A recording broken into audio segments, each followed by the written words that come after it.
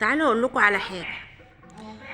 في واحد طلع كده، بس المشكله ان الشبكه عندي قطعت، معرفتش ان انا اعمل دويتو عليه علشان اشوف ده مين.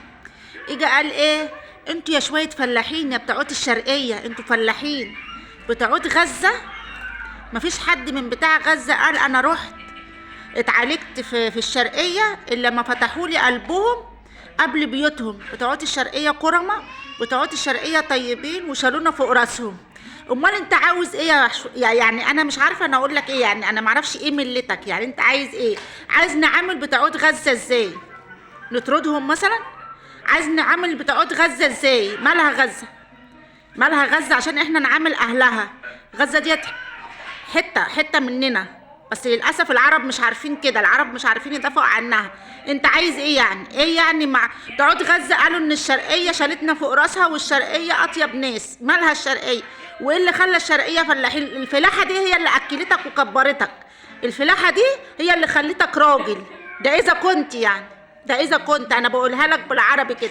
للاسف ما عرفتش اخد اسمك لان على طول التليفون قفل، ما عرفتش اعمل عليك دوتو عشان اوريك واوري جمالك للناس كلها واخلي بتوعات الشرقيه يردوا عليك. هو بيقول على بتوعات الشرقيه تعالوا يا بتوعات الشرقيه يا فلاحين، انتوا بطلوا الحب والكرم اللي انتوا فيه دوت وبطلوا اسلوب الفلاحه. امال عاوزنا ايه؟ نمسك رشاشات على بتوعات غزه؟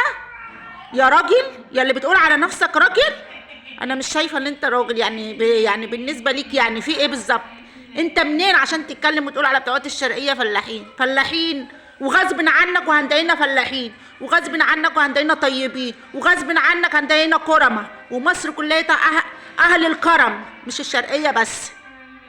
روح دور على نفسك انت جاي منين عشان تتكلم على بتوعات الشرقيه وعلى كرم بتوعات الشرقيه او على مصر عموما. يعني مفيش دوله جات مستنجده بمصر الا ما لقت مصر فاتحه لها بيوتها وقلبها. ايه مالك انت بقى؟ اللي مزعلك انت؟ يعني نفسي اعرف. انا كنت نفسي اعمل الدويتو عشان اوريك لبتوعات الشرقيه عشان يعرفوك مقامك، عشان تعرف مقامك، بس لما بتوعات الشرقيه يردوا عليك.